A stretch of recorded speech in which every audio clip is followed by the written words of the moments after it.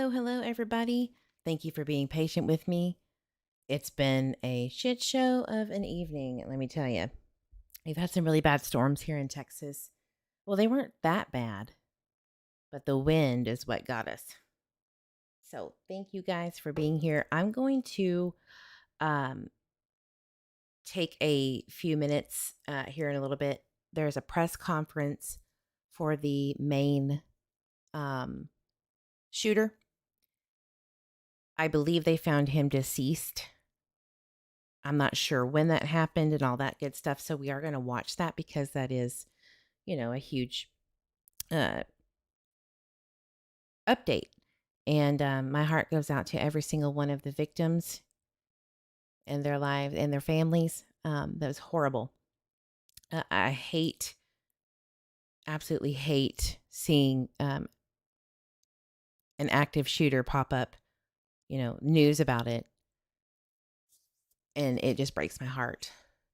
It's just egregious. Hey, When Life to Live. Glad you are here. See if I can get my chat to work. I always say that. Yeah. It is working. Mr. Eve. Mr. Eve, thank you for helping me try to figure this internet business out. I was so frustrated. I was like raging. Like, what is going on? My God. But we're back. We're back. Brooke, thank you for being here and being patient. Archangel, thank you for being here. Yes, they found him about an hour ago. Wow. Yeah. Awful. Awful. I know Julia T was in here waiting, and I know she said she had to go to bed, but if you're watching the replay, Julia, thank you for being here. I appreciate you. I need to change my background. But what we're going to go over today is, or tonight rather, is obviously Michael Vaughan's case. And there was a lot of not intentional misinformation from some creators that were going over some things that they have recently been updated on. So no hate to them. But I was watching Jay's is for Justice, and the things that were said on the live about specifically Brandon Shurtleff, they did the interview with Brandon Shurtleff, like they played it from JLR, who did the interview. And I was like, man, that's just not right. Man, that's just not right. That was taken out of context. And if you don't know the ins and outs of the case, like me and others do, and I'm not trying to toot my own horn here, but it's just the truth, right?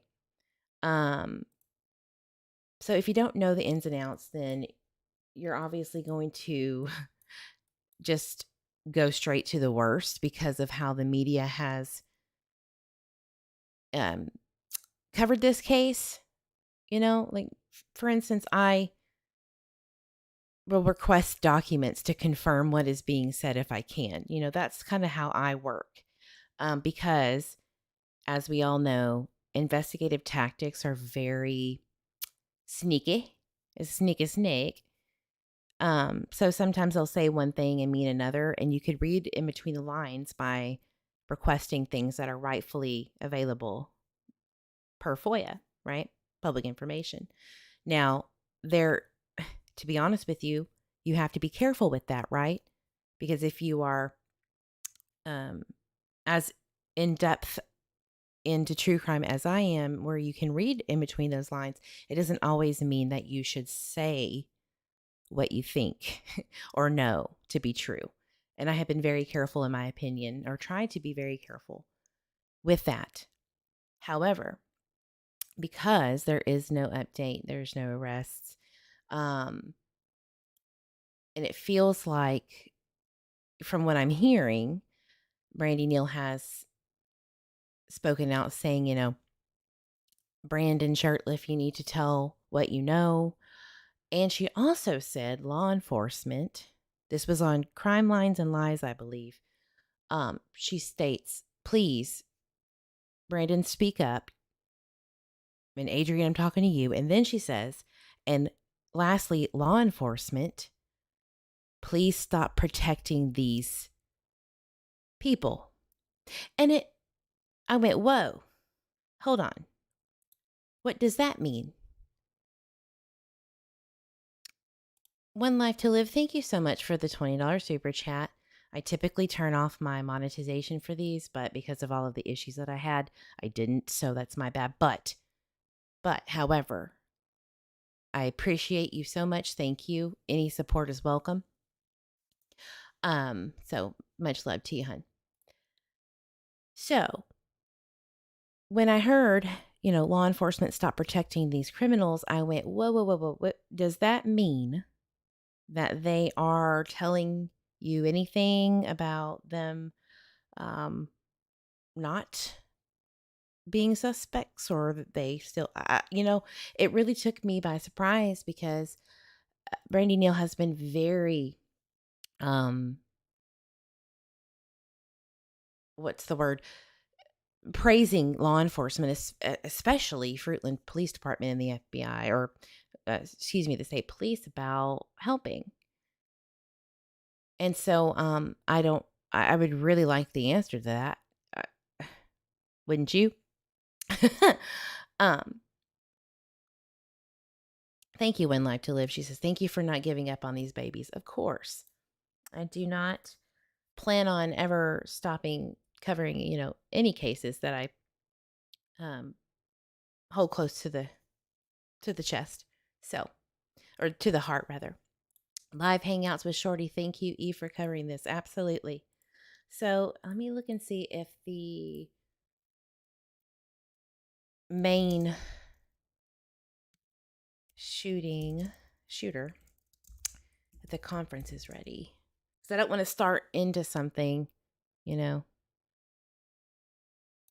says watch at 10 p.m. Is that...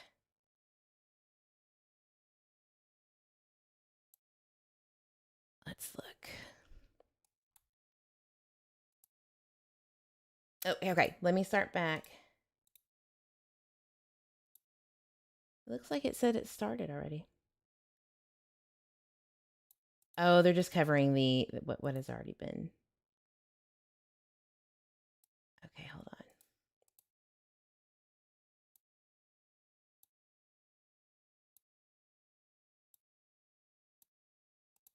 Sorry, one sec.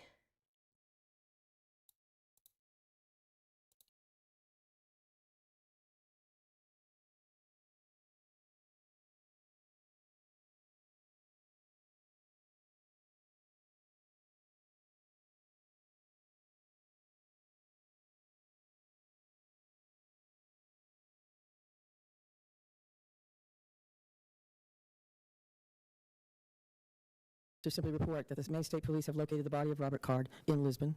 He is dead. I've called President Biden to inform him about this news. I've informed Senator King, Senator Collins, Representative Hinckley, and Representative Bolden.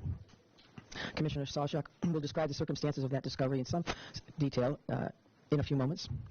But this discovery is entirely thanks to the hundreds of local, county, state, and federal law enforcement members from all over, and people from other states as well, people who searched tirelessly to arrive at this moment. And on behalf of all Maine people, I want to express my profound gratitude for their unwavering bravery and determination and fortitude, and for the leadership of Lewiston Police Chief St. Where'd he go? Oh, yeah, that guy. Lewiston Police Chief St. Pierre. Like many people, I'm breathing a sigh of relief tonight, knowing that Card is no longer a threat to anyone. To anyone. I know there are some people, many people, who share that sentiment, but I also know that his death may not bring solace to many. But now is the time to heal. And with this search concluded, I know that law enforcement continues to fully investigate all the facts so we can bring what closure we can to the victims and their families. And I ask that all Maine people continue to keep those families and all of the people impacted by this tragedy in their thoughts and prayers. Lewiston is a special place. This isn't us. Lewiston is a great place. It's a close-knit community of fine people, people with a long history, a history of hard work, of persistence, of faith, of opening its big heart to people everywhere. And tonight, the city of Lewiston and the state of Maine begin to move forward on what will be a long and difficult road to healing, but we will heal together. Thank you. And again, my deepest gratitude. Gratitude of all the people of the state of Maine, to these wonderful members of law enforcement who came from all over to help us solve this crime and put closure on this investigation. Robert Card is dead. Now I'm going to turn it over to Commissioner Sasha. So he is confirmed deceased. Thank you very much, Governor. We truly do appreciate all of your support. I think it's incredibly important that the next person that speaks this evening is Lewiston's chief law enforcement champion, and that is Dave St. Pierre. Dave. Thank you, Mike. Thank you, Governor, for allowing me this opportunity. Bear with me, please. I certainly did not have much time to prepare a speech here. I want to say to everybody, thank you so much. Our community can now breathe a sigh of relief, as the Governor stated, and I can't echo that enough. Our work, again, is not done here. I was very elated tonight when I got the call from Commissioner Sawchuk advising me of the revelation of what took place and that Mr. Card is deceased and no longer a threat to our community or any other community. I just don't want to forget the families that are grieving and will continue to grieve. I don't want to forget the law enforcement officials that have worked tirelessly throughout this whole event to come to a good conclusion. Our men and women of the Lewiston Police Department, of all of our surrounding agencies, we have with us Chief McGee here from Lisbon, where Mr. Card was found. This is vitally important to all of us that this conclusion came to light tonight. We're gonna grieve for the families that lost loved ones here. Continue to work. We're going to persevere, and we become better people for it. In terms of working together as teams, we've learned a lot from some mistakes. We've won a lot of accomplishments this evening. Again, I wasn't really prepared for this on a Friday night at 10:30, but I'm very happy to be here and very happy to say the threat is over. Thank you. Can you just say a reaction from your officers when they got the news, sir, of this? Your officers were working this case. Sure. So our officers are being notified now as we speak. Some know, obviously, sooner than others. There are many that are still home. They're home with their families. And I'm quite certain at this point in time, we all know about this. This is something that all of our law enforcement personnel, ours and any surrounding community, has been paying very close attention to in awaiting positive news or good news. And this is by far the best news we've had in quite some time. Thank you. Was there any belief at this time that the suspect was dead before finding him, or did this come as a random revelation that never stopped coming before this? So our reality here is that the search has been extensive, it's been thorough, it's been nonstop since the minute we started speaking with you and long before that. So all of these options were on the table as we knew. We continue to search locations, in some cases multiple times, and we will have more information about exactly how this went down. We're going to have another briefing tomorrow morning at 10 o'clock, and I would please encourage you to think about next steps from your end, information that you would find important. I will say that this is not going to be a long Q&A this evening. We wanted to make sure that we got this information out as fast as possible and as responsible as possible. What I mean by that is that the time between the notification of the press release and now wasn't a lot of details there. There wasn't a lot of details there because we wanted to talk to the victims' families. We wanted to say this is coming. It's important that they heard that information as close to first as anybody else. And you know who else we called? Was the family of the suspect. And they lost a loved one in this scenario, and there were many of that family that was very cooperative with us throughout. So they deserved that phone call. So we had those conversations tonight before joining you here. We also got a chance to spend some time with the brothers and sisters of law enforcement and our public safety partners that have been so incredibly helpful over the last few days, to say the least. Did you get a reaction from the family, sir? So right here, sir. Where exactly did you find him, and when exactly did you find him? So at 7:45 this evening is when Mr. Card was located. I won't give you an exact address. It was near the river along Androscoggin in Lisbon Falls was the actual location. And How was his body found from the location where he worked? Man, did you have a question? When did we think he died? That all remains to be seen, right? So the reality is that we found that body at 7:45, and it's 10:25 now. So there continues to be a lot of work that needs to be done here at the scene with the medical examiner's office. So there's a much more follow-up to what happened. But, sir, if you have a question? Any indication that he had an accomplice, and how was he found? I won't be able to answer either one of those questions at this point. Accomplices and things of that nature. We've had no indication of that since the very beginning. But as we've talked about before, these next steps are going to gives us an opportunity to do things as fast as we can in the sense that we want to provide closure and information, but also slow things down a little bit because we need to look at video evidence, we need to look at the various pieces of technology that are in play here, in hopes that that gives us some additional information around some of the things that you're going to Can you share the reaction of family members, please? We understand that he was found at the site. Okay, so I'm going to stop there because I read the transcript a little ahead, and it's just questions, things like that. How's the family reacting? The victims, things like that. And I'll I'll just make my own video on that. But it seems to be a self-inflicted gunshot wound, and they found his vehicle abandoned in the woods near where he was. So, tragic, but we're not going to get the answers, unless there's some kind of note or whatever it may be. But at the end of the day, there are innocent victims. 4 of them were who were at the bowling alley. I read this earlier. They were all deaf, but they played in a league together at the bowling alley, and they were doing some kind of group activity there, and it was just very heartbreaking that you can't even go just enjoy the simple things in life anymore. Can't go bowling without being afraid. But we can't let these kinds of crazy people affect that. But we do need to be very aware, and we need to not fight each other on gun control. Yes, there needs to be changes, of course, but at the end of the day, he was a mentally ill person. He was actually a license. He had his license to carry. He was a instructor of all things, so you would think that that person of all people would be he wouldn't do those things, but mentally ill is mentally ill. And we live in a mentally ill society. All right, we don't treat each other with respect and all of that stuff. So call it whatever you want. We're not going to fight that today, but my heart goes out to them, to the victims and their families. So, Mr. E says the little one is getting a bottle. He's about, or waking up. He's about to get a bottle. Good. Not that he needs any more, but he seems to think otherwise. He did leave a note of sorts. Okay, I haven't read that yet, but I'll go over that on a different live. This is about Michael Vaughan tonight. Just wanted to clear those little. I wanted to at least watch that. So look at his cute face. Michael Vaughan went missing on July 27, 2021, allegedly between 6:40 and 7 p.m. 911 was called at 7:21 p.m. And we have not had any updates besides there's no charges, but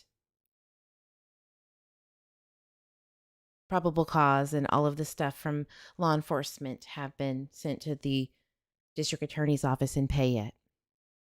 So, again, as I was saying earlier, Brandy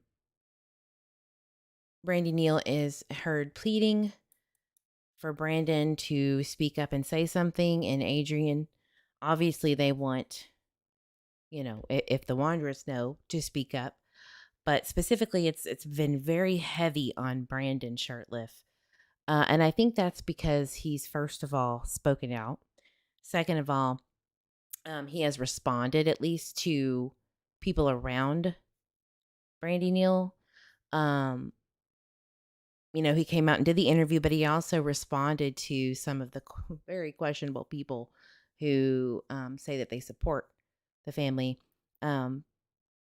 But it was actually borderline harassment, in my opinion, but I digress. So I get that Brandon would be easier. He could be critiqued more, or he could be scrutinized more, rather, because he came out and spoke. Now, I'm going to say that I did speak with someone who was very close to Brandon Shurtleff. And I can tell you that this person is not a fan of Brandon by any means. She is not someone who supports his life decisions sometimes and the things that he has done and the way that he has lived his life, because it has directly affected her. But the one thing that she did tell me is that she does not believe he would ever harm a child ever, or allow someone else to do that. Now, I'm not saying, I believe her one way or the other. I'm just telling you what I was told. So I've heard it from on comments from a few others as well that are close to Brandon. I don't know them. I haven't spoken to them personally. So, I'm thinking, all right, let's be open-minded. Let's just listen without all of the clouded judgment, because I've learned my lesson on that. I can't tell you how many comments I've received personally where it's like, don't do this, just cover his updates, blah, blah, blah, blah, blah. So I'm coming at this with more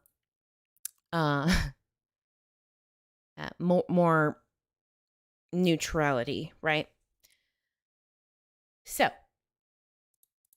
the first thing that I want to go over, since everybody else has kind of been honing in on that, because that's all we really have is Brandon Shirtliff's JLR interview, and I don't think that I have gone over it in its entirety or at all on a live. So let's do that, because it seems like creators, and I'm not blaming them or shaming them, but they're regurgitating the previous creator's YouTube video over it. So they have this mindset and they're like scrutinizing every little thing. Milk? He went to go get milk? He went to go get a water bottle at his mom's house because he didn't like the water at the laundress? He's guilty. And I have to laugh about that because it's like, okay, calm down. Some people, like myself, for instance, forget their damn milk that they need for dinner after they just got back from the store and they really only needed the milk but got everything else but the milk. Okay? Who put one in the chat if you have done some stupid shit like that, like me. It's just those little things that don't matter, first of all. But second of all, if somebody's going to come out and say that we were here, and here, there's cameras to prove this. There's going to be footage to disprove or prove it. And that's what's important to me. It's like, what is your evidence suggesting? Not what allegedly Stacy or whoever was the occupant of the home, which the leaked probable cause says Stacy, Wandra, Sarah's husband. But what do we have here that we can look at besides knowing the actual evidence, right? To see where what's legitimate and what's not. And not scrutinize that water bottle milk business. But what do we know and what can we prove? Right? And that's what we're going to do. See? 1, 1, 1. Like, why are we scrutinizing? You know, and another thing that I heard, and I do scrutinize Crime Lines and Lies because I've had issues with the coverage of Michael Vaughan, the body shaming and just the stupidity and the shit show that it made, that they, in my opinion, Brooke has made over there. But you know what? I get it. It is what it is. You have your right to your opinion, but when you're just plain wrong, you're wrong. I'm going to show you that too. A few things. So we're going to start with the JLR interview. Obviously not going to be able to get through the entirety of it. But I wanted to kind of jump ahead for just a second and give you kind of like a rundown of the things that I heard today. Hopefully she won't strike me. Jay's for Justice. I love her. I'm a member of hers. I am not I'm not trying to start anything. I just want you to hear kind of what I'm talking about when I say they're making mountains out of molehills about stuff that isn't. You know what I mean? Okay. Who? Like, what's his last name? I don't know his last name at all. I just know that he was Adrian and he had like kind of an afro, and we went and. Me and Sarah were bored. Me was bored. Sarah was bored. Thank you for your super chat, Paul. This is what happens when a dumbass is lying. Anyone else there with them? I don't think so. I think it was just him home alone at that point. And that was before we went to tow. And they had dogs and cats there? Yes, sir. Yeah, they had one hound dog and like 3 or 4 tuxedo cats. So Stacy's there. You guys go out. Stacy stays What was home. Adrian doing at the mall? He was just visiting his girlfriend and his son, and then after that we went over to Macy's and kind of went in there and shopped around for clothes a little bit, and we were playing on our iPads and just taking pictures, goofing off. And then from there See that? we go iPad. back and then just Here we that's how it go. goes. Well, Evidence. iPad. We were taking pictures, goofing off, making a YouTube video. Like, we were gonna make a YouTube video, but then we didn't. And then we didn't. I can't with this dude's teeth either. Like, I want to punch him right in his House. I don't teeth. know if he stayed there the whole time or not, to be honest. was anyone else there? Okay, so you see what I mean? Like, and I get it because, look, we're all frustrated. We want answers, right? And you should go watch this because it is good, to have different opinions, right? It is. But it's like, oh, yeah, it is evidence. That's good.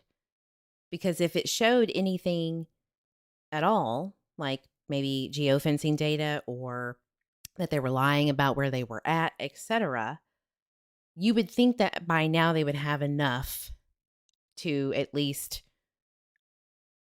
arrest somebody or hold somebody for, I don't know, interfering with investigation. I don't know, there's something. So those are kind of the things that kind of frustrate me. But no hate to her at all. There with them? But that's just kind of what's happening because they're hearing other people say shit like that, for instance. So I want y'all to be open-minded is what I'm trying to get at, because it's very easy to get yourself caught up in the scrutiny of every little detail. Believe me, I know. I am guilty of that myself. All right. So let me pull it up.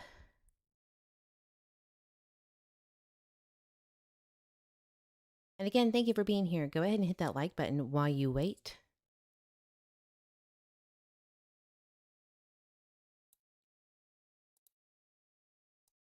All right. So for instance, there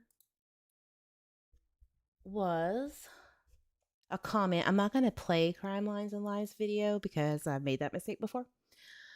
So I'm not. But in the live that she did very recently, she states her and Brandy both are talking about the Mercedes, towing this Mercedes, and we'll hear it on the interview here in a minute. But, there was never a Mercedes towed that day. Well, it's right here on Google Maps.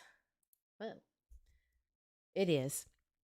You can see me like the screenshot here. I'm actually listening and I'm like, nope, we got to post right now and get this misinformation fixed right now. It was on Google Maps on September of 2021. It was also in the video footage during the excavation in November of 2022. It was actually still in the pictures. All right.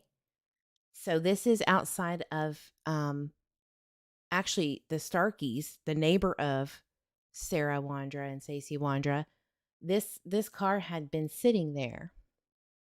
I also got confirmation from someone who is like family close, okay, that they had towed the van before Michael went missing to the home so that Brandy could work on it, because they had tools there that at his mom's house they didn't have. Everything was over there, which makes sense because we know, or if you don't know, you're about to find out, that they had a mobile repair business. There is documentation that I have from a police report where they have had vehicles towed from their home because people wouldn't pay them for the work that they did, talking about the Wandras.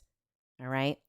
And I'm sure Brandon Shurtleff worked on vehicles too with them because he was mentioned in, I think, one of them.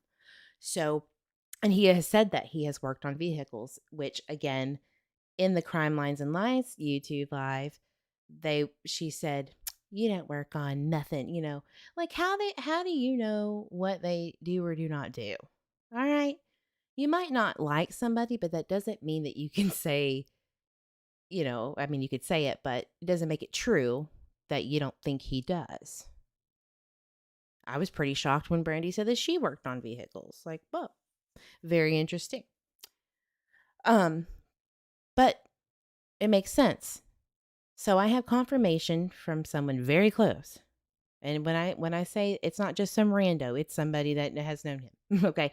Well, I'll leave that. Yes, he has towed. He towed his van that he had over there. And matter of fact, this person went with him when they towed the van, and so did the mother. And they said that they could not wait to get out of that house when they had to come in and help him with something and get some stuff out and leave. This was before Michael went missing. It was so stinky from the cats that they were just ready to get out of there. She also states that, you know, she doesn't like cats and she's allergic. I think she said that. So she was just like, it was just gross, you know, and there's a lot of talk about Stacy Water, the husband, being very, very messy, right? I mean, if you look at the TikTok videos of Sarah, which one day we will go over the full testimony, I cannot wait for that one. She confirms a lot of things that we all have questions on. But getting back on track here, you know, she's got cat hair all over her, dog hair all over her. Now, it doesn't look like an extremely bad mess, but for some people that, you know, having clutter and stuff is. And having 4 tuxedo cats, which she does have, she actually had 5 in her TikTok video. I think 5. Who some of these cats got out all the time. It makes sense. That's not a lie. So everything that I have asked and got confirmation on seems legit. I could scrutinize it and say everybody's lying, but that would be stupid. Right? Because they're not the ones on under the gun or on trial. Nobody's on trial. Nobody has been charged yet, besides the drop charge of Sarah. So it's just these little things. All right. So now I want to get into the actual interview with Brandon Shartliff that JLR did. It is I think, in my opinion, it's a great interview.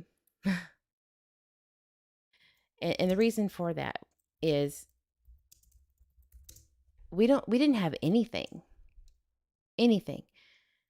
And the people around the Neal family, of course, are very heightened emotionally because they're like, you need to say exactly what happened. You know.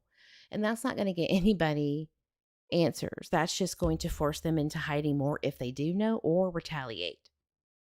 Right? Of course, they should go to law enforcement if they know something. They know that. If you'd be an idiot to be like, oh, shoot, you think I really should? Of course they know. Of course. So beating that dead horse, it is not going to get anybody anywhere, right? That's just my opinion. I pull up this interview and let's get started. We're going to start from the very beginning. We're not going to probably get through the whole thing, but let's do this. And JLR, thank you for letting me use your content, sir. I appreciate you. Check it out. Okay, now thank you for talking to me. Thank you. I respect that, considering that I, put a video out on you, sharing what's going on. But as you know, I never said you were a suspect. I just said that you were there in the mix. So this is very important because a lot of people are following the Michael Vaughan case, and people just want answers. People want Michael Vaughan. They want insight on the Wanderers. They want to know everything. So, can you just explain what's going on here? What's that? Can you explain what's going on? Like what happened? What went down? What's up? Yeah, the people that I used to stay with sometimes on the weekend and drive taxi for or whatever, they're involved in some big shit about. They're saying they know more about the Michael Vaughan case, and everything like that. And I heard that they're saying that they actually killed him themselves. Now, who said that? I think the detectives told me that that's what Stacy and Sarah said themselves, is that they did it or they were involved in it or they know who did. Interesting. Do you know any names or other these people? Who are they? Wow, that's a very unflattering photo. Hold on. That's what Stacy and Sarah said themselves.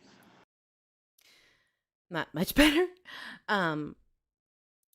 Let's just get this back up for a second so we don't have to look at that grill. No offense, Brandon, but it is kind of brittle. Or unsettling rather. So I'm going to scrutinize the little things like that matter, right? So a detective told him that Sarah and Stacy said that they unalived him, Michael Vaughan, themselves. Now, law enforcement's going to say things like that to rattle your cage, right? So they're going to say, we have reason to believe da da da da because she said, he said, da da da da da. Can they lie to you? Absolutely. Have they lied? I don't know. Do we know exactly what they said to Brandon? No. But we're going to go ahead and take his word because that's all we have, whether it's a lie or not. Let's break that down. What did detectives tell them and why did they tell him that? If it was quote unquote true. So looking at the probable cause, the leaked probable cause from, I think, Idaho Statesman has it.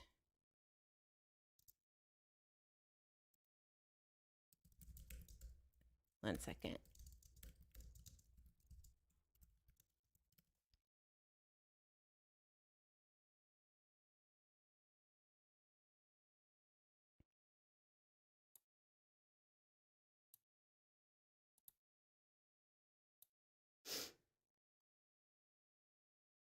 So, see if I can play this without having to talk. Doo-doo-doo.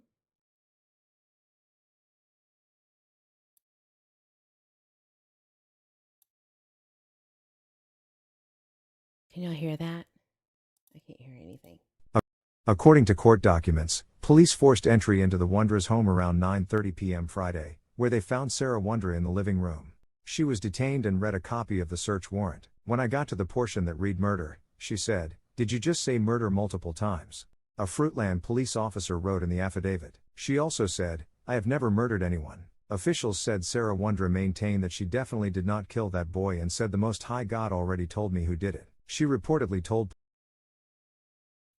So let's listen to that one more time. Right there. Police, "Oh wow, the Most High God just told me that Stacy was the one who killed him and buried him in the yard of the neighbor's house." Okay, listen. Definitely did not kill that boy. Then says, the Most High God already told me who did it. Oh, wow, the Most High God just told me that Stacy was the one who killed him and buried him in the yard of the neighbor's house.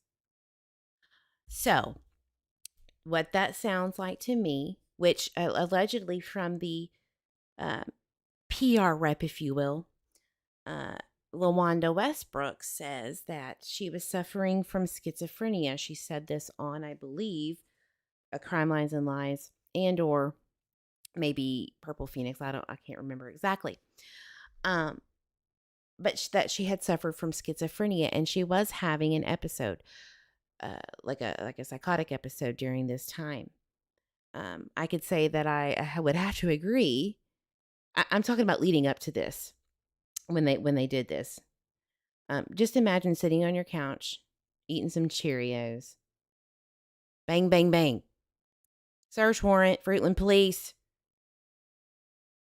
And then they enter the home and say, murder of a 5-year-old boy. And you're mentally off your rocker. Think about that. I would be shitting my pants.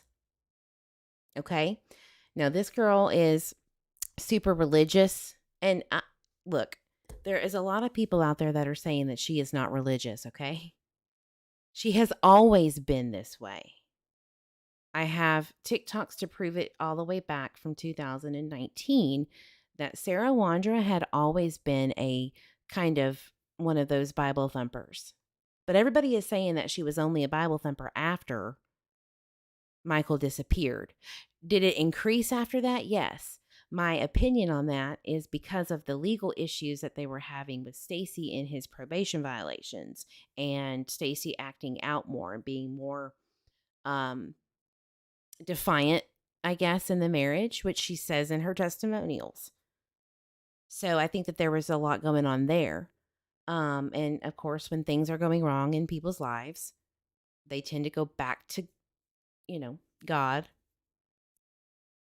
and preach it because that's what they think is going to help them, right? And it might. I'm just saying. So God just told her that. All right. And on Nancy Grace, there was a lady that came on and said, this sounds like, I think she was a psychiatrist or a psychologist, rather, that Nancy Grace has. And I know it's Nancy Grace. Don't come at me.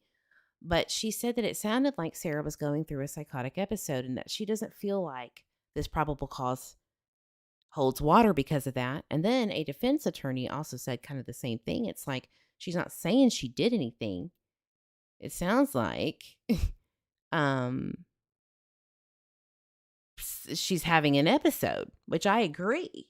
And I'm not saying she didn't have anything to do with anything. I'm just saying that this sounds like a scared, mentally ill woman getting her words taken out of context because they did not find Michael's remains, right? And it wasn't at the neighbor's house. And the neighbors have been fully cooperative per JD Huff. So what do you think about that? Put it in the chat. And if you're on the replay crew, put it in the comments. I want to know what you think. When asked later to show police where the boy was buried, according to the affidavit, she told police of a spot near the entry of her residence and said Stacy had buried him in the backyard by the shed. Police said by that point, they had begun hand digging a portion of the Wondra's yard based on information received from Stacy, who had not been arrested or charged by Monday afternoon. It wasn't clear when or why police had spoken with Stacy Wandra. Sarah Wandra was arrested and told police, God just told me that Stacy was the one who did it, adding that she knew the body was in the neighbor's yard because that's what Stacy just told me. She then corrected herself and said that's what God told her, according to. So, do we now see why the charge was dropped on Sarah Wandra for failing to report a death? It's because she didn't report a death that she witnessed. She didn't witness it. She's giving a testimonial, which she has been known to do. There's 23 parts on her TikTok. She's giving what God has just told her. And here's what I think, and this is just my personal opinion. You could disagree or agree. But in my opinion, only speculation, she was going through some kind of way in her mind and went, oh my God, this is what happened. This is what happened. She's getting read this probable cause that, someone is alleging that this boy was murdered and put in the backyard and all this stuff. And she's just going through all of these scenarios in her head of that day. And she's hearing all these names. And she's like, God is telling me through my soul that Stacy did it. And this is how. She's, in my opinion, I don't think that she's saying that's exactly what happened. She's just going through scenarios in her brain and spitting them out. Because she's not right. She's not right. She really isn't. And not to mention, she was off her meds and she's diabetic. and unhealthy and overweight. I'm just saying that, she looks 100% better in the court hearings than she was leading up to that. So, to the affidavit, she allegedly reiterated to police that she had nothing to do with Michael's disappearance. She said her husband buried Michael in the backyard by the shed but wasn't the one who actually harmed the boy. She said instead that a man identified only as Adrian had been the one that had done it, and he was scared to tell anybody. By Taboola be Taboola sponsored links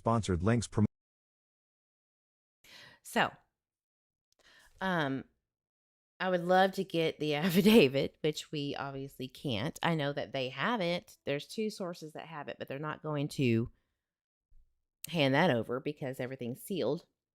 And I'm sure that they don't want to, mess with that, with the case. So, you can agree or disagree, but I just feel like that's what happened. That's why that probable cause was garbage. So let's continue. Even though we just started. They did it, or they were involved in it, or they know who did.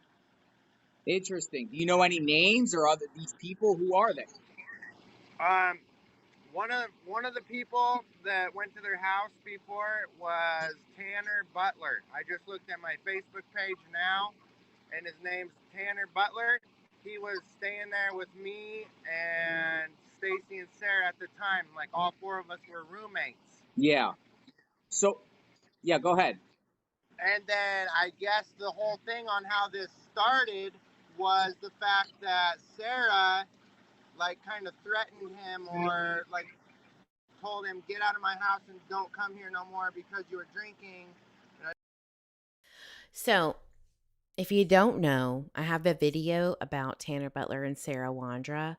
It's kind of funny. I'm not going to play it because we're running out of time. But basically, in April of 2022, April 13th, Sarah and Tanner get into a argument, if you will, that escalates extremely quickly, where it has led her to 2 years in prison. Okay, at least 2 years. So,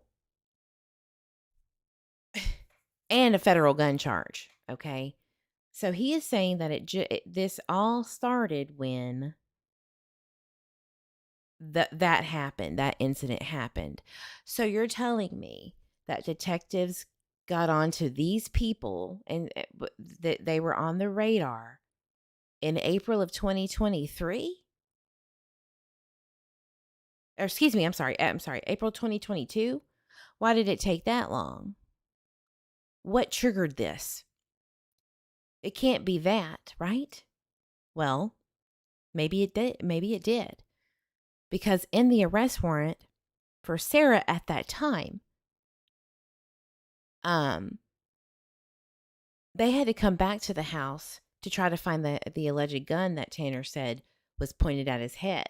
They left and cleared the scene and then came back to look for it because they couldn't find it, but they did find the holster that it was conveniently placed on their bed.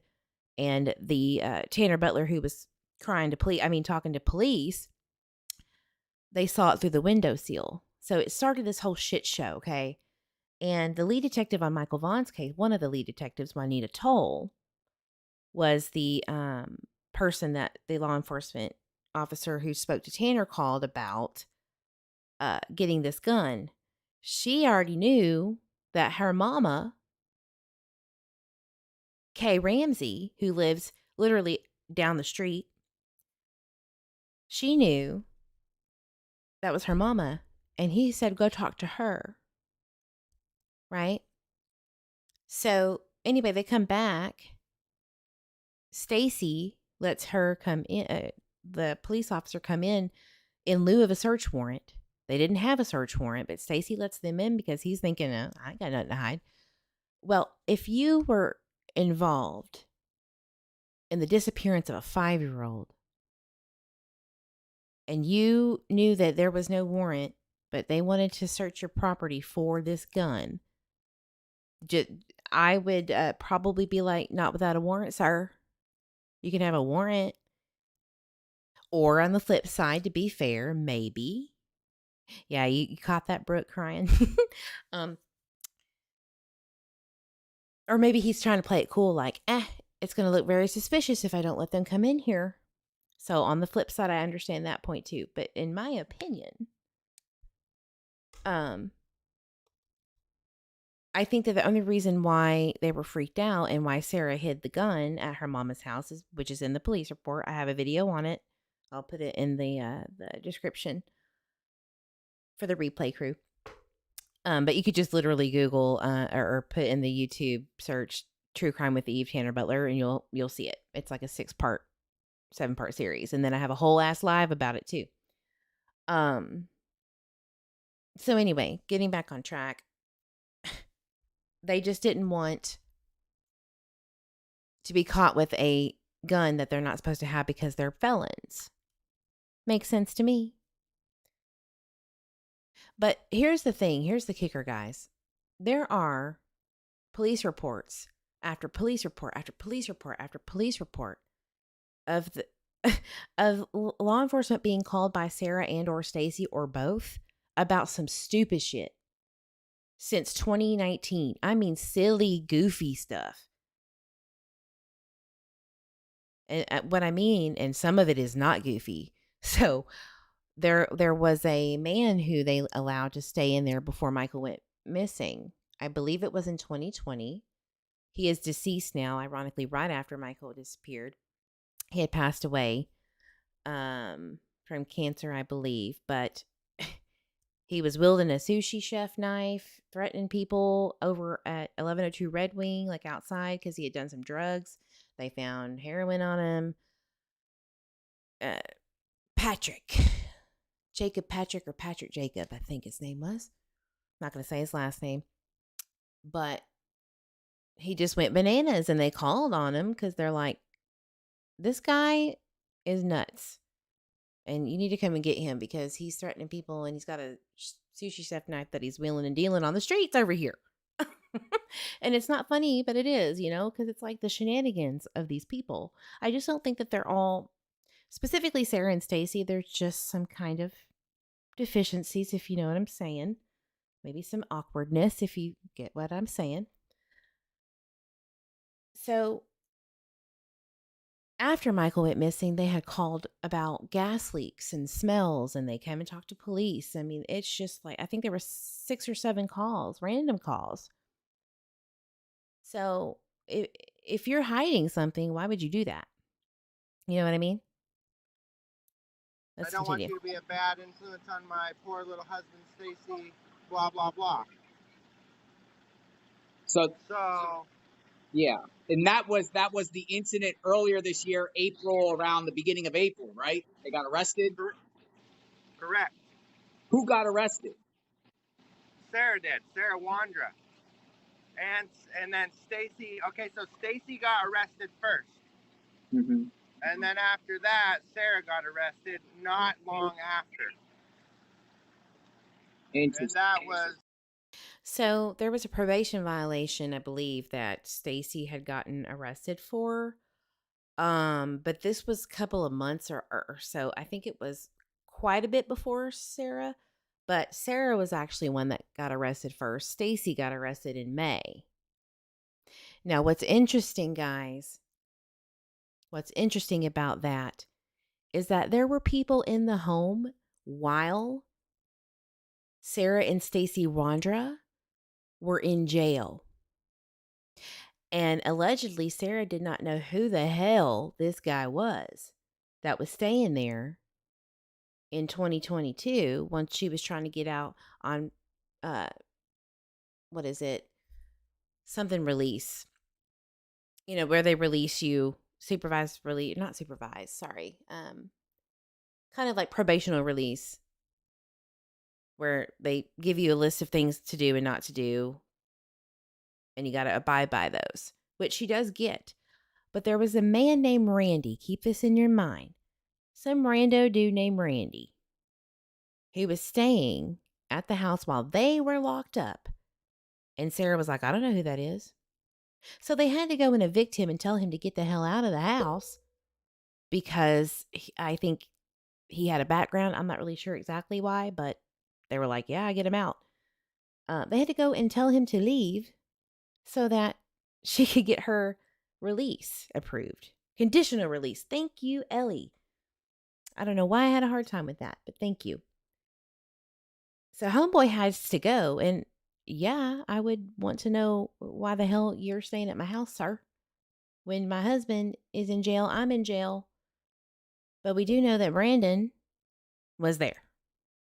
And this is why I can't let go of Brandon being 100% innocent or potentially knowing more or something. Maybe. It's right there. Because he got arrested in May too. May of 2022. And he had, somebody else got arrested from 1102. It was a female. And I highly doubt Sarah and Stacey knew who that person was unless Brandon introduced them. But we'll hold off on that. All over guns. It was all over a .17 caliber, some kind of a little gun they had. Yeah, I saw the reports and I saw that I read the indictment of Stacy, and he was trying to sell a gun. I think it's the gun you just described, to a gun shop out in New Plymouth. Yeah, yes, sir. So, but you're saying Sarah got in a fight with this Tanner guy around the same time in her house. Right after he went to give that gun to somebody else, then that is when he went and tried to sell the gun to that gunsmith guy. And then right after that, Sarah was arrested for threatening that other roommate kid with a Glock or a gun or some shit that they weren't even supposed to have. So it was all over Tanner drinking in the house. Yes. It's interesting that you say that because I've observed posts from Sarah, that she would make in her taxi group. She had a group called Faith Taxi, right?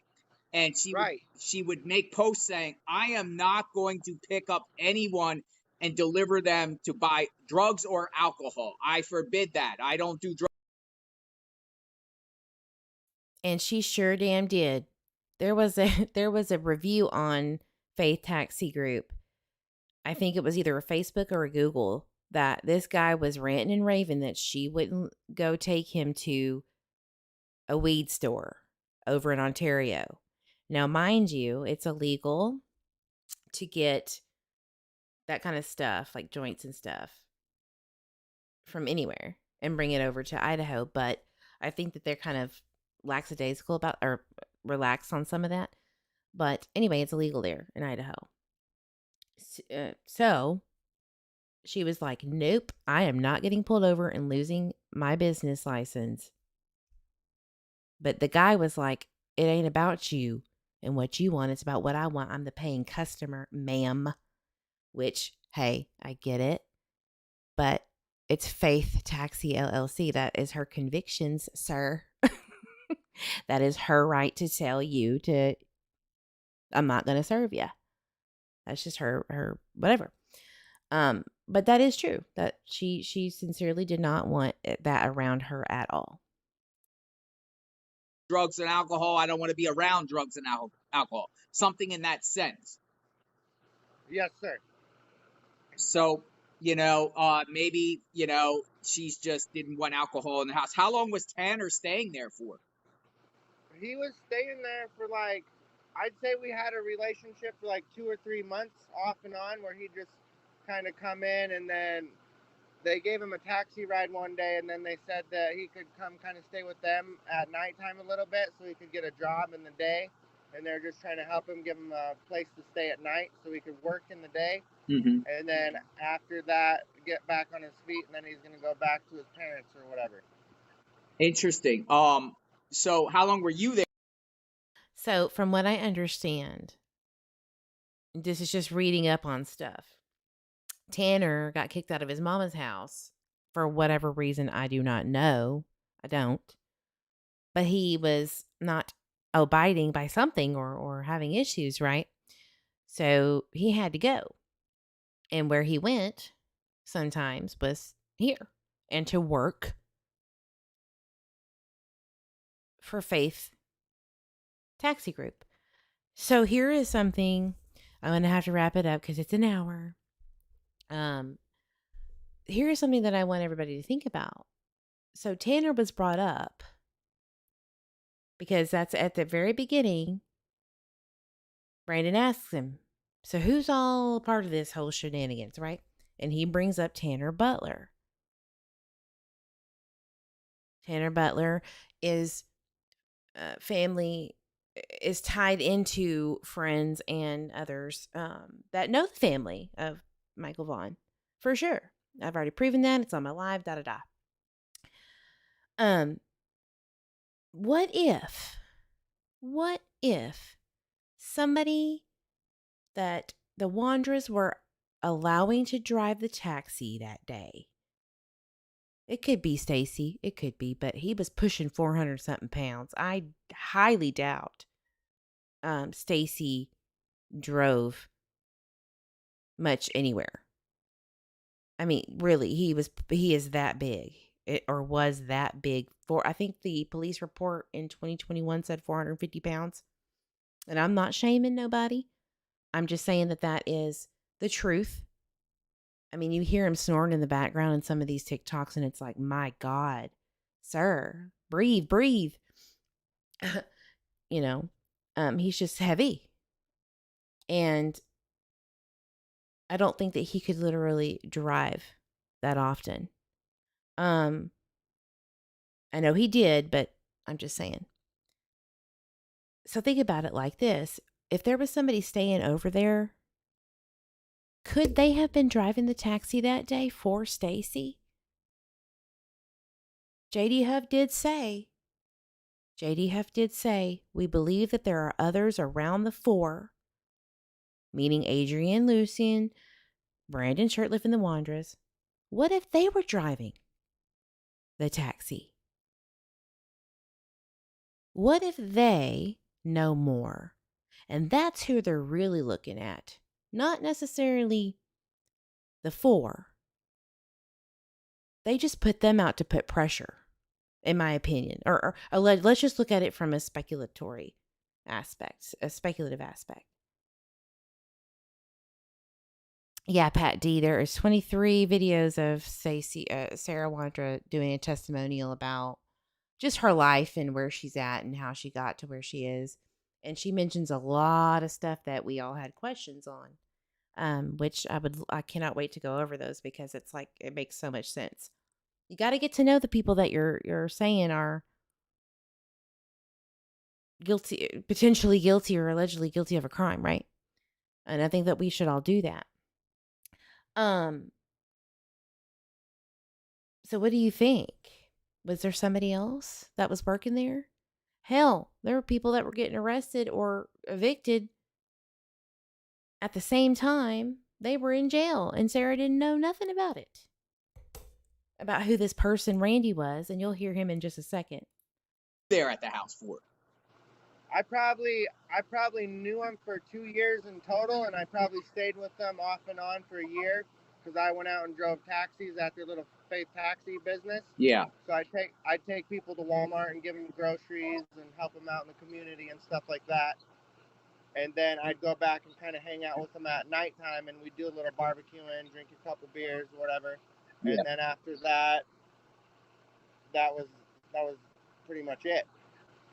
How much did they pay you doing the taxi? What were they paying? Usually they charge like $2.25 or 50 cents a mile.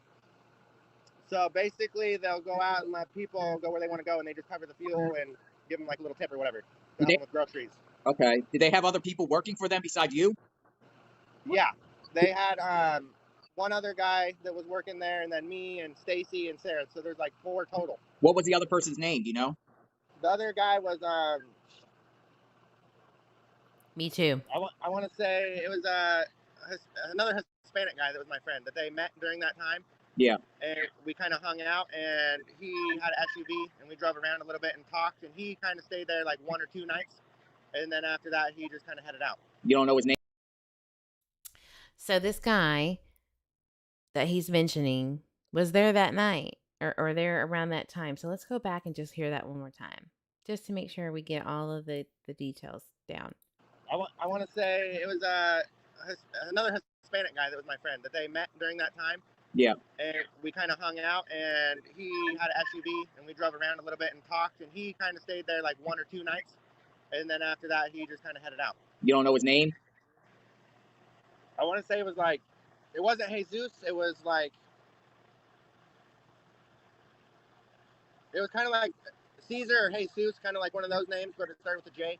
But it wasn't Caesar, the guy that was in the car with you in that picture, right? Not him. Right, because that was when that picture was taken. I only met him like 1 or 2 other times before that.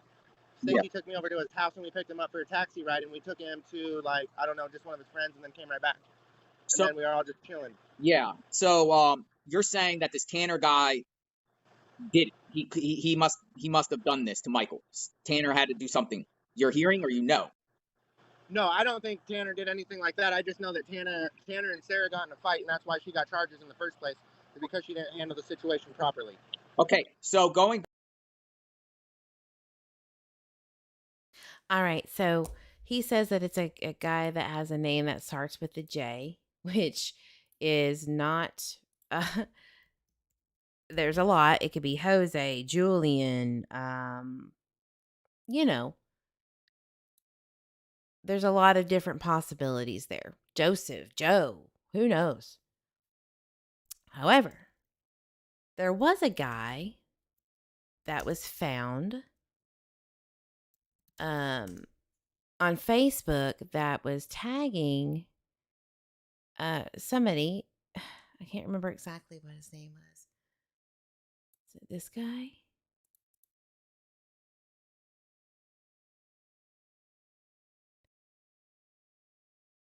I want to make sure I have the right guy. But his name is Alex.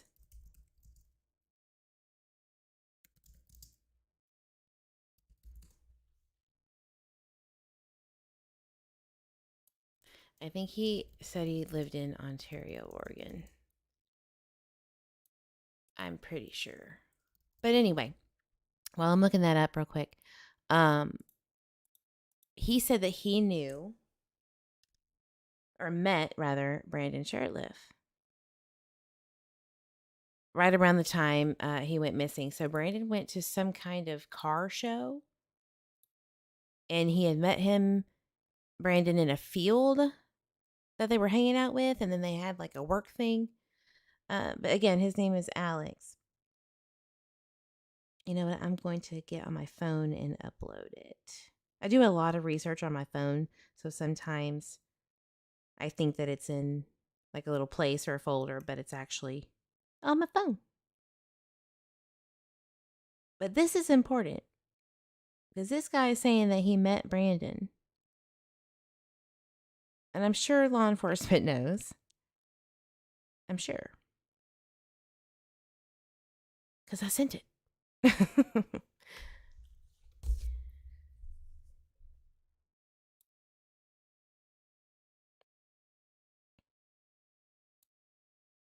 It's loading.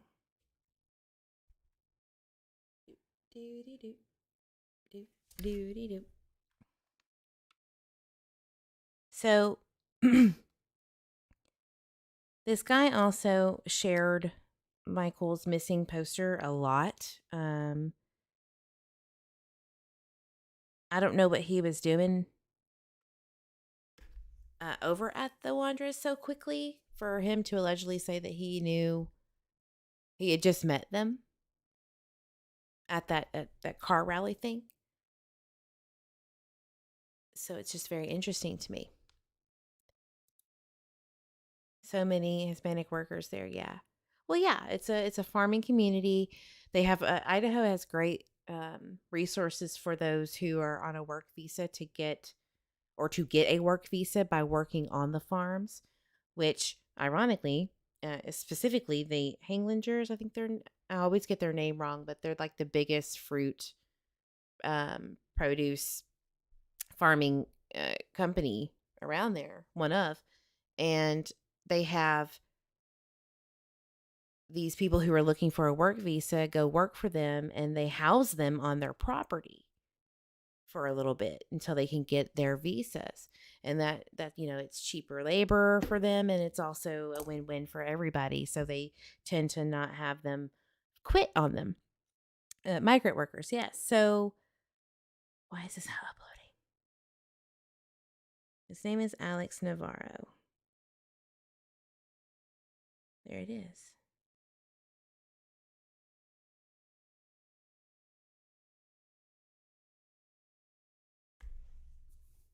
Maybe it'll post now. So that's kind of my thing is, we have to think about those people that are from another countries. For instance, the San Antonio girl who was assaulted in the worst way and murdered. This guy just came from another country, I think Brazil, I believe. Maybe, was it Guatemala? Something like that. I'm sorry, I can't remember it off the top of my head, but it was about a month ago. And he was there for maybe 2 weeks and he murdered her. So he was a very dangerous guy in his country that he came from. So it's a possibility. So you have to keep thinking about things like that, which I always keep any possibility open on the table for Michael Vaughan's case. But I'm just going to read this to you because it's not freaking so irritating. This Alex guy says, I wish I never met this guy back in July 2021. I'm glad he's on the run and never really hit me up. I'd ignore his messages. He'd argue with his mom on the phone about losing his job a lot. I remember everything at the Mexican homie truck and the hotel. Hotel is weird. Why are they at a hotel together? His dumbass did meth before, after he did weed, he told us. Okay. Last time we were all together at Sun Valley, Idaho. Twin Falls, Idaho was July 23rd, 24th, 2021, Summer of Sun Valley car show. This was before Michael disappeared. Trippy. My younger Mexican homies met him at the cornfield job. I don't know what cornfield job they're speaking on. I haven't found that. But isn't that interesting?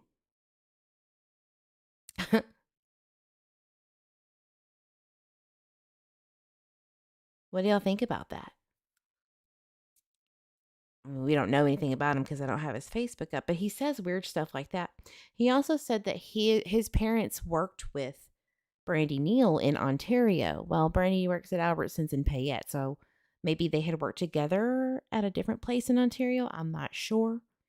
But allegedly, this guy's parents worked with Brandy and know Brandy. So, of course, we're going to send that to law enforcement. Like, well, maybe this guy knows more than, which I'm sure they have looked into. I'm sure of it. But isn't that something?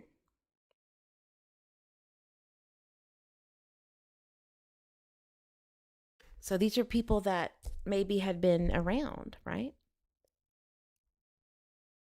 And ironically, Alex does have an SUV because he said that or a Suburban or something. Like Brandon had just said that the guy had an SUV, and this one does. Back to the couple weeks ago when authorities went to the Wanderers' house with a warrant for the property to dig up looking for Michael. What brought them there? Like, who said what? Who said what to bring them there? Did the detectives tell you? I think that they said that the cadaver dogs, they brought dogs over there and it alerted, like on a scent trail or something. Mm-hmm. And there was rumors that there was a little tricycle bike over there and a little shirt or something like that.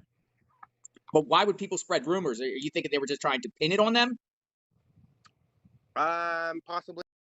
I think Brandon heard that from Carson Starkey. We do know that Chris Madonna had gone over to the Starkeys' house, and I believe the Wanderers too. I don't really know for sure, but I do know for a fact the Starkeys because he said it on an interview, which is right next door to the Wanderers. And they said something about that. And Starkey said it on an interview, and therefore he got it from him, maybe potentially.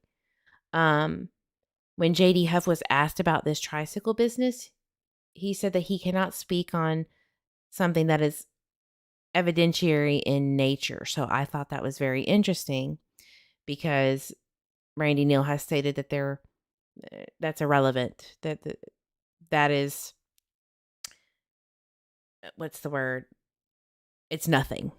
Well, if it's evidentiary in nature, it might just damn well be, and you didn't know it. So maybe that's something to think about.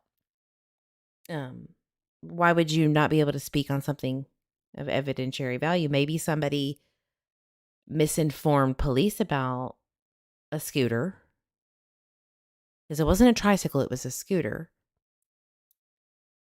One of the neighbors is confirmed saying that. Police early on asked about a scooter that was sun bleached and if they had seen it and if they had seen a little boy on one. I think maybe somebody saw some other kids on a tricycle or not a tricycle, sorry, the scooter, and thought maybe that was Michael. We don't know, but that's just something that I have thought about, because Brandy did say that detectives said there was 3 kids on a scooter by the splash pad and their mom was following them into Hidden Meadows because it was hot as hell. Yeah, I think that they were, I don't know.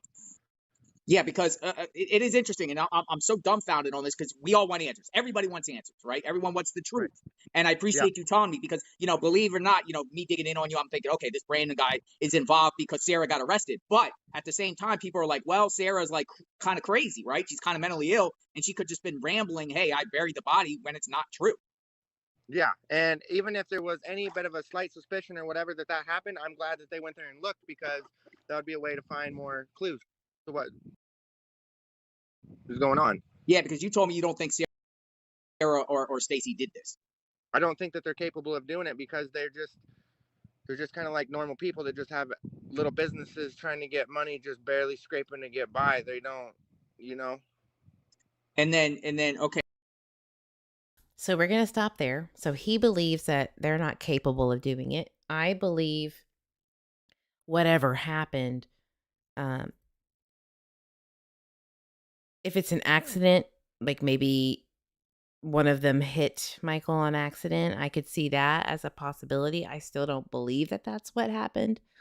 Because there's no witnesses. That is a very difficult thing to cover up in a neighborhood such as that. I mean, you'd have to hit him where nobody was around.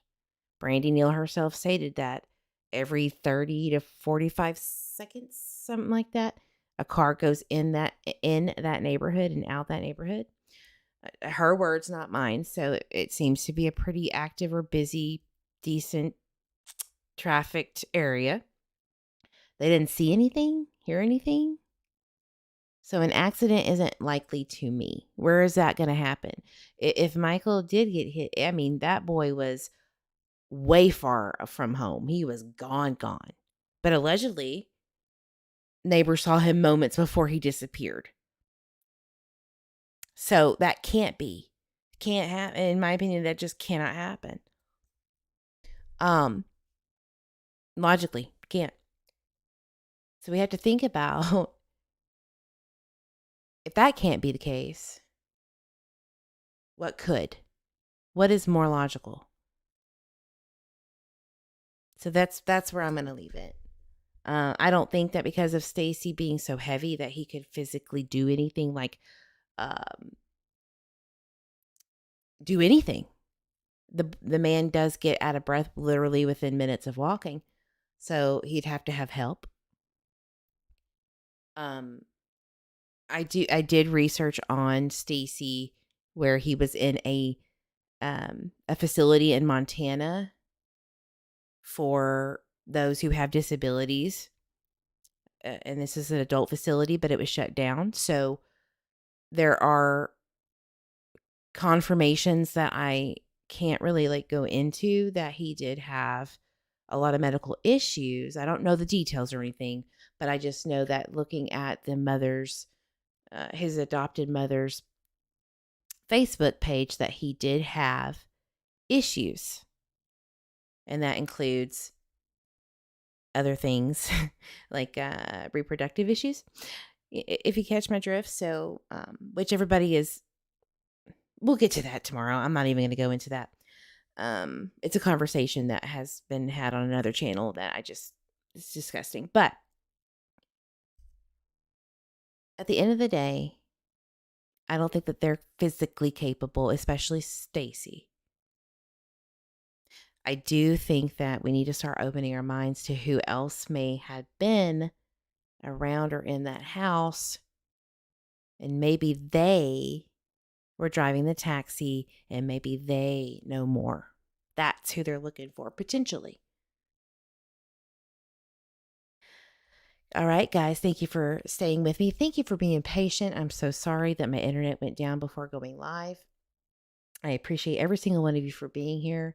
I'm going to start going live during the day more, like I used to. But you know, I have a 1-month-old baby, so it is tough to get any free time, but that's okay because I'm thankful. But I do want to go deeper into the JLR interview with Brandon because he does give some gold stuff, and we're gonna figure out something. I guarantee it. All right, guys. You know, as I say, drink your water, hug yourself, your babies, fur babies, grandbabies. Spend your energy wisely on these YouTube streets, and I will see you on the next live. Have a wonderful weekend. Bye.